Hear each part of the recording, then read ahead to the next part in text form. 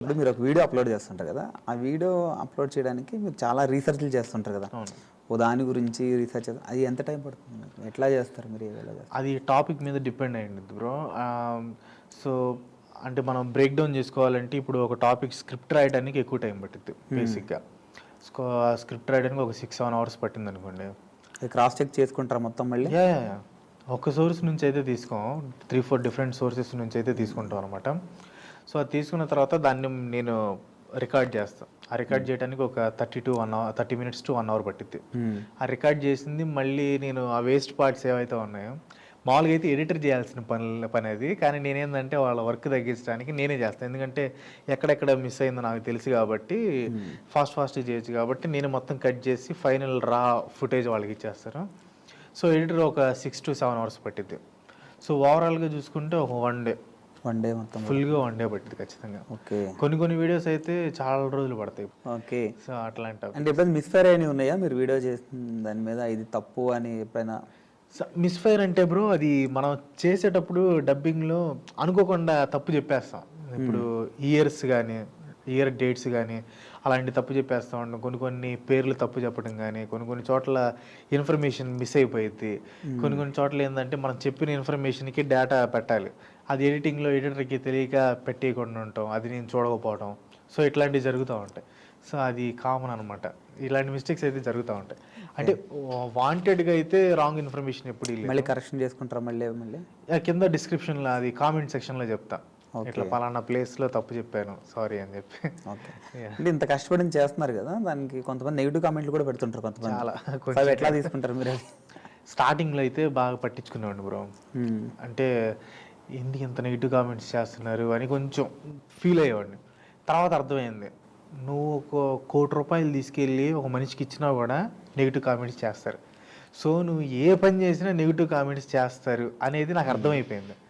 So దాని నుంచి బయటపడాలంటే దాన్ని ఇగ్నోర్ చేయటమే బెస్ట్ వే. ఇంకా దాన్ని పట్టించుకోకూడదు. ఏంటంటే దాన్ని మనం ఒక పాజిటివ్ వేలో తీసుకోవాలి. వీడి రోజు మనం తిడుతున్నాడు కాబట్టి వాడికి మనం ఏంటో అర్థం అవ్వాలి అని ఇంకొంచెం ఎక్కువ కష్టపడాలి అనే పాజిటివ్ వేలో తీసుకుంటాను తప్పితే, స్టార్టింగ్లో అయితే బాగా డిప్రెస్ అయిపోయేవాడిని, బాగా హార్ట్కి తీసుకునేవాడిని. సో ఇప్పుడైతే ఏం లేదు, వాడు ఎన్ని బూతులు తిట్టినా కూడా చూసి సర్లే అనుకోవడం అంతే. అంటే మీరు అన్నీ ఎనలైజ్ చేస్తుంటారు కదా, మీ దృష్టిలో టాప్ 5 యూట్యూబర్స్ అంటే ఎవరి పేర్లు చెప్తారు మీరు మీ ఎనలైజ్ ప్రకారం? అంటే మన తెలుగులోనా? మొత్తం మీకు సరౌండింగ్ మొత్తం. తెలుగులో అంటే ఇప్పుడు నాతో పాటు విఆర్ రాజా ఉన్నాడు, అంటే సేమ్ కేటగిరీ. సో అతను కూడా బాగా, అంటే నాకు బాగా తెలుసు. ఓకే. అతను బాగానే చేస్తాడు. ఇప్పుడు నాన్ విష్ణు ఉన్నాడు. సో నాన్ విష్ణు కూడా నాకు బాగా తెలుసు, అతను బాగా చేస్తాడు. అండ్ ఇంకా చూసుకుంటే అంటే బాగా చేస్తాడు కాదు, అంటే ఎవరు టాప్ అంటారు మీ లెక్కలో? టాప్ 5 పెడితే ఏ ఆర్డర్? అంటే దానికి అంటే దేన్ని బేస్ చేసుకుని టాప్ అనేది అక్కడ point. Content okay, revenue okay, మొత్తం అన్ని కలిపి అనుకోండి. ఇప్పుడు రెవెన్యూ పరంగా తీసుకుంటే ఇప్పుడు నాన్ విష్ణు అన్నాడు, నెలకు 30 లక్షలు వస్తున్నాయని చెప్పాడు. ఓకే. సో అది తెలుగులోనే కాదు, ఇండియాలోనే టాప్. అది టాప్. నెలకి 30 లక్షలు రావడం అనేది మామూలు విషయం ఇండివిజువల్ యూట్యూబర్స్కి. ఇప్పుడు మీలాంటి వాళ్ళకి అయితే వస్తాయి అంటే ఎంఎన్సీస్ అలాంటి వాటికి అయితే వస్తాయి అనుకోండి. ఇండివిజువల్ యూట్యూబర్స్ అయితే అంత ఎక్కువ రావడం అనేది ఇంపాసిబుల్ అనమాట. ఓకే. సో అట్లా నాన్ విష్ణు తీసుకోవచ్చు. విఆర్ రాజా కూడా బాగానే వస్తూ ఉంటాయి, 2 ఛానళ్ళు ఉన్నాయి. అండ్ బయ్యా సన్నీ యాదవ్ అని ఉన్నారు. అంటే వీళ్ళందరూ నాకు తెలుసు అనమాట. క్రాంతి లేడు అందులో? క్రాంతి ఇంకా ఆ రేంజ్కి రావాలని కోరుకుంటున్నా. ఉన్నాడు అన్నారు చాలామంది. అంటే అది ఎట్లా అన్నారు నాకు తెలీదు, బట్ ఉంటే మంచిదే, ఉండాలని కోరుకుంటా. ఓకే. మీ లైఫ్లో బాగా బాధపడ్డ క్షణం ఏదైనా ఉందా మీ లైఫ్లో? బాధపడ్డ క్షణం అంటే ఉన్నాయి బ్రో. అంటే ఇది మీకు నెట్వర్క్ మార్కెటింగ్ క్యూనెట్ అని ఒకటి ఐడియా ఉండండి. మనం ముగ్గురిని చేర్పిస్తే సంవత్సరంలో కోటీశ్వర్లు అయిపోవచ్చు. సో ఇలాంటి స్కామ్లో నేను కూడా చిక్కుకున్నాను అనమాట అప్పుడు. నాకు అంటే దాన్ని నిజస్వరూపం చెప్పకుండా ట్రాప్ చేసి ఫైనల్గా దాన్ని ఇది అసలు విషయం అనేది బయట పెట్టారనమాట. అంటే ఆ విషయం తెలిసే టైంకి మనం బయటికి రాలేని పరిస్థితి. సో అప్పుడు ఎలా ఉండేదంటే, ఇప్పుడు నాకు ఒక 35,000 40,000 శాలరీ వస్తే నెలకు నేను కట్టాల్సిన ఈఎంఐలు ఒక 50,000 ఉండేవి, ఓన్లీ ఈఎంఐస్, లోన్లు. అది చాలా డిప్రెస్డ్ స్టేట్ అనమాట అది. మ్మ్. నెలకి రోజుకి ఓన్లీ సాయంత్రం పూటే అన్నం తినేవాడిని.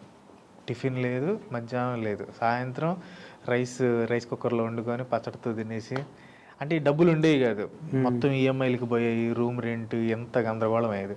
సో చిన్న చిన్నగా టైం ఒక్కొక్క లోన్ పోతా అట్లా అట్లా వచ్చింది. మ్యారేజ్ అయిన తర్వాత కొంచెం సెట్ అయ్యి అట్లా అది బాగా బాధపడిన క్షణాలంటే ఒక రోజు కాదు, చాలా రోజులు ఉన్నాయి. చాలా రోజులు.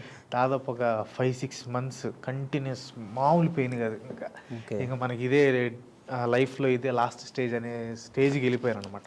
ఓకే. ఇంకా ఎట్లా అంటే ఇప్పుడు నాకు ఏమన్నా ప్రాబ్లం వచ్చినా కానీ నాకు అసలు ఏమనిపించదు, అంత ఇదైపోయింది అనమాట, అంత స్ట్రాంగ్ అయిపోయింది దానివల్ల. ఇక ఇప్పుడు ఒక మెమరబుల్ డే అంటే మీ లైఫ్లో ఏం చెప్తారు మీరు? మెమరబుల్ డే అంటే చాలా ఉన్నాయి బ్రో. ఇప్పుడు 1 lakh వచ్చింది మెమరబుల్ డే అనే. అవన్నీ ఓకే. అంటే ఇప్పుడు మనం ఒక 10 స్టెప్లు వేసినప్పుడు 10 స్టెప్లకి కష్టపడతాం, కానీ అందులో ఒకటి గుర్తుంచుకుంటాం మనం, మంచిగా పలానాది ఇదని గుర్తుంచుకుంటాం కదా. మీరు చేసిన దాంట్లో మన కెరీర్ వెనక్కి తిరిగి చూసుకుంటే ఓన్లీ యూట్యూబ్ మొత్తం మీ లైఫ్ మొత్తం మీద మెమరబుల్ డే అంటే లైఫ్ మొత్తం మీద అంటే చాలా ఉన్నాయి. మ్యారేజ్ అయ్యింది మెమరబుల్ డేనే, ఎందుకంటే ఆ మ్యారేజ్ అయిన తర్వాత మా పాప పుట్టింది. మోస్ట్ మెమరబుల్ డే అంటే మా పాప పుట్టింది, ఎందుకంటే ఆ అమ్మాయి పుట్టిన తర్వాతే అంత నా లైఫ్ అంతా అప్సెట్ డౌన్. అప్పటి వరకు కష్టాలు కన్నీళ్లతో సముద్రంలో ఈదుతున్న నేను ఒక్కసారిగా ఆకాశంలో పక్షిలా ఎగరటం స్టార్ట్ చేశాను అనమాట. అదే 1 million టార్గెట్ పెట్టుకుని మా పాపదే పెట్టిన 15 days టార్గెట్ ముందే అంటే చాలా లక్కీ. అంటే ఆ అమ్మాయి పుట్టడం కూడా అదొక మిరాకిల్ లాగా అనమాట. ఓకే. నేను ఇప్పుడు బెంగళూరుకి మా వైఫ్ దగ్గరికి వచ్చాను, 8th month ప్రెగ్నెంట్. నేను బెంగళూరుకి వెళ్ళాలి. సరే మేమిద్దరం ఓకే కూర్చున్నాం, అయిపోయింది. నేను బయటికి ఊరు వెళ్ళటానికి ఇంకా ఆటో ఎక్కడానికి వచ్చాను అనమాట. నేను పొన్నూరులో ఉన్నాను, చీరాలు వెళ్ళి బస్సు ఎక్కాలి. ఓకే. ఆటో ఎక్కడానికి బస్సు ఎక్కడానికని వెళ్ళాను. మా వైఫ్ ఫోన్ చేసింది, ఎట్లా ఉమ్మనీరు కారిపోతుంది అని. ఓకే. మామూలుగా అయితే నాకు ఉమ్మనీరు అంటే తెలియదు, అది తెలియదు, పెద్ద పట్టించుకునేవాడిని కాదు. ఓకే. మా అక్కకు ఫోన్ చేశా, అది హైలైట్. అసలు నేను మామూలుగా చేయను, సైలెంట్గా వెళ్ళిపోయేవాడిని. మా అక్కకు ఫోన్ చేసి ఇట్లా పరిస్థితి అంటే, లేదు అది కొన్ని సార్లు డెలివరీ కూడా అయ్యిద్ది, వెళ్ళాను. నేను వెంటనే వెళ్ళాను, డెలివరీ అయింది. అంటే నేను బెంగళూరు వెళ్తాంటే వెళ్ళకుండా మా పాప ఆపిందనమాట అక్కడ. ఓకే. అట్లా మా పాప పుట్టిన తర్వాతే నా ఛానల్ అనేది రైజ్ స్టార్ట్ అయింది. అప్పుడే క్యూటీకేవి స్టార్ట్ చేశాను. ఆ పాయింట్ ఆఫ్ టైంలోనే రైజ్ అయిందనమాట కరెక్ట్గా. అంటే బాగా లక్కీ అట్లా. అది మెమరబుల్ డే అయితే మా పాప పుట్టిందని చెప్తాను, మోస్ట్ మెమరబుల్ డే అయితే.